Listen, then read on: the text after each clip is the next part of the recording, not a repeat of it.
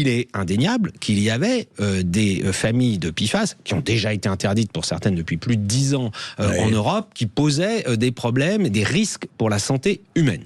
Qui posaient aussi le problème que, en effet, quand elles sont disséminées dans l'environnement, c'est ce qu'on a appelé à ce moment-là les polluants éternels. C'est-à-dire que c'est des produits que l'on retrouve éternellement dans l'eau, dans les sols, si ça a été contaminé. Mais il y a dans cette famille... C'est grave quand même, ces polluants éternels. Évidemment, quelque chose qui doit être pris au sérieux et qui a été pris au sérieux d'ailleurs par l'Union européenne, par exemple, par le Parlement européen, la Commission européenne, puisqu'un certain nombre de ces substances ont été interdites.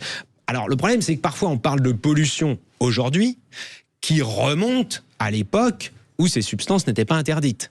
Donc on les constate aujourd'hui, ces pollutions, mais c'est par rapport à des substances qui sont déjà interdites. Et puis, dans cette grande famille, si on prend le temps d'écouter les scientifiques, et moi je l'ai fait avec un ami journaliste, on anime une chaîne YouTube qui s'appelle « Et si l'économie sauvait l'écologie ?» Sur cette chaîne, on a fait une émission sur ce sujet et on a interviewé des gens du CNRS, une chercheuse d'Oxford, etc., qui disent il y a différentes sortes de PFAS. Si on met tout ces molécules dans le même sac, on fait une erreur scientifique quant aux effets sur l'environnement. Ne mettons pas tout dans le même panier, évidemment. Voilà. Et aujourd'hui, par exemple, pour être clair, les poêles Tefal utilisent une certaine forme de PFAS qui ne présente aucun danger pour la santé humaine. Heureusement d'ailleurs, parce que vous imaginez si on utilisait un produit de la vie courante.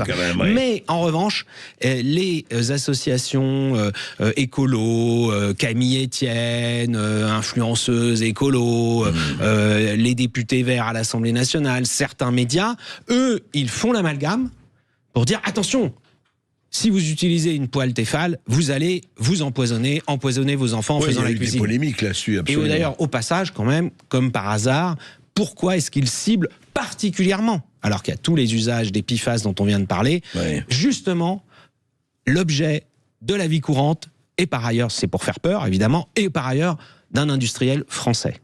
Et ils ne disent rien sur d'autres techniques pour d'autres ustensiles de cuisine qui sont produits à l'étranger et qui pourtant posent des problèmes.